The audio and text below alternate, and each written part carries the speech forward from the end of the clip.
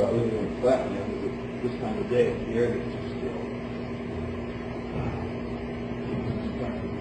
Really just flat out here, you know, yeah. I'm just living on the hill. When you breathe air in, the air goes immediately to the lungs. When it gets down to the lungs, it goes directly into the left atrium of the heart, out through the aorta valve, through the trachea, up to the brain. The size of the arteries from the lungs to the brain are very large, up to 1/4 inch in diameter. As soon as you get to the brain, you realize this is the flow of oxygen, life force into your body. As soon as you get to the brain, the arterial size of the brain is reduced down to 1/1000th of an inch. See? So what happens is the brain becomes a strainer, and it starts straining. So over a period of a lifetime, all the shit that's in the air and in your blood ends up in your brain and shuts down your brain. First part of your brain to go is your cerebellum. Means you can't stand on one foot, you can't touch the ground, and come back up, and walk around backwards. Things I can still do, what I did when I was a kid when I played hockey. Most people can't do that, okay? Because the cerebellum is damaged. Then this goes into the midbrain, and then it goes into the forebrain. When it hits the forebrain, it shuts down the third eye, the pineal gland, and the body gets ready to exit the form. The consciousness exits the form. It's the aging process again on another level. Realize that every single red blood cell of your body has a perfect DNA imprint of your brain on it. Okay? Meaning that if you were to look at somebody's blood, they haven't done this on this planet, but they're starting to. This is DNA imprinting. Okay? What you'll see in the O.J. Simpson case will come to the public. But what that's about is you're looking through a microscope at a person's brain, every red blood cell. Every single red blood cell. If you pick up this book and read a little bit of information out of here, and this registers as thought, and registers as growth expansion, inside your brain, a little area has had, a little drill has gone in there, it's drilled a little hole, because it's memory, it's deposited a little bit of iron there from your blood, and it's made a little cavity. So every time you learn, your brain etches in a new imprint, physically, in the gray matter, okay? Whenever that happens, every single red blood cell in your body changes exactly to match the imprint in your brain. It's DNA matching, okay? When you get in touch with that holographically, you come into the power of the Andromedans, and you realize what he was talking about. When you're sick, the universe is sick. When the universe is well, you're well, okay? So that takes you into the power. But it takes a 5,000-year-old being to really master it. Humans aren't capable of mastering it because they have logic. There is no logic in Andromedan thought. It doesn't exist. There's nothing linear at all about these people. It's a waste of time. When you wear the pyramid on your head... Yeah, exactly. If you're talking about mental... Yeah, exactly. Yeah, everybody can. But we were trained not to. You know, you cut a tail off a lizard, and it grows back. Nobody told you could grow a tail back. Chop a man's arm off, he can still feel where the arm was, but it doesn't grow back because some idiot somewhere back in the DNA told man that if he lost his arm, he couldn't have a new one. You know, brain cells. I've taught my brain cells. I can reproduce my brain cells. They try to tell you that you destroy your brain cells. Bullshit. I put more poison in my brain, more alcohol, more drugs than 10 people. I've done 10 people on every level of poisons, and my brain is better than most because I made my brain whole again. I wouldn't accept this bullshit damage. I remember damaging myself. I remember being screwed up. I remember short-term memory loss, but that all went away when it was supposed to. Oh yeah. Chew it up. Nothing. Yeah. Again, it's just like it gets rid of headaches. Acid gets rid of headaches. I mean, I take acid now, nothing happens.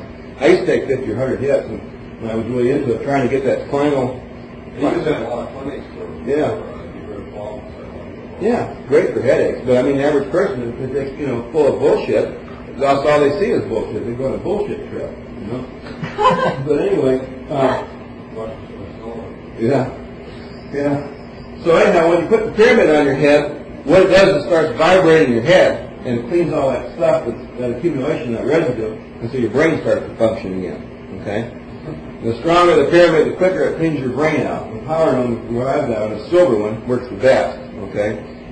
A lot of times you're going to get a headache when you put a silver power dome on. That's because all the stuff is going back into your blood, it's going down to your liver. When it gets down to your liver, it's called the friendly headache syndrome. Okay? Very important to wear a pyramid as much as possible. The nuclear receptor does not do that. It doesn't even phase the brain. The receptor works on the DNA. It works on the integrity of the life force. And each one of these things is life extension. Each one of these things is another area of the body to study. We put these on a class up in the University of California at Santa Barbara. And you know, the problem with colleges, and I've been to enough of them, is that the material is for consciousness of a caveman. So that these progressive students that are up there don't want this material. So everybody does drugs and spaces out in school. And then, of course, they jack the price up to try to force people out. Like they're doing, raising the university rates completely out of sight. Because the whole collegiate system in the world sucks. I mean, that's the best way I could describe it. So we took a class at Santa Barbara and put pyramids on their heads and made them wear it for a whole semester. We raised the grade point of the class 1 point. We went from a B minus class to a B. I think we went to a B or a B plus. The whole grade point went up. When we were doing this, I used to work in universities all over the country with pyramids, and so we performed millions of tests. Amherst College offered me a very large grant, but I told them that when I was back there lecturing, teaching their professors, because I usually educate professors and PhDs, I told them that the only reason I wouldn't go to Amherst is I quit when I lived in Ann Arbor. I shoveled too much snow. And Buckminster Fuller was the guy that offered the grant. It was a real honor to have Bucky Fuller before he died offered me a grant at his school, because that was his school. It was a pre-med school for MIT and Harvard. But anyhow, at the University of California, when I was working with them, we had a school system at San Luis Obispo, a school system up there, and we had a teacher in there using them in his class. We had the Wilton School up in LA using them for kids on rhythm and stuff, you know, because they get hyperactive. So we used to use this. So anyhow, I get this call at 2 o'clock in the morning from Sky Lewis, a teacher up at this Orchid Union School. This is San Luis Obispo. It's called Orchid Union School. He calls me out and says, "We've had a miracle happen here in the class." And I says, "What do you mean?" He says, "A little kid by the name of Stan Alm, he's 9 years old.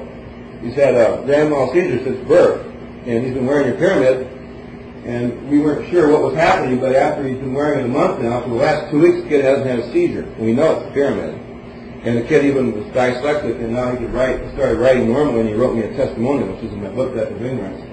So this is great for grand mal seizures, because it's electrical precursing energy, directs electricity. Electricity then, that in this case, caused his lithium therapy that they were having on to start working. He started metabolizing his minerals, because it started the electrolyte action, which causes metabolism and electrolysis in the brain.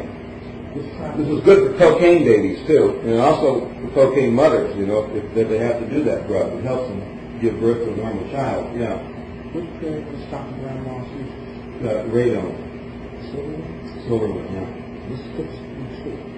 The gold one, the gold-plated one, is a tranquilizer, because it only stimulates the chakras in the body that are related to gold. And the silver one relates chakras to silver, because each chakra, each endocrine gland has different doors on it, vibration. So the different metals in the pyramid turn on different valves and turn on different switches in the body. Okay. Another example, an extreme example of a consciousness change in an individual. In 1979, we were at Portland Hilton in Portland, Oregon, and we were doing a National Health Federation show. This was 1979. We had just invented the radome. We used to sell the pyridome, radome, and firedome. We didn't have any powerdome in those days. For $29.95, $39.95.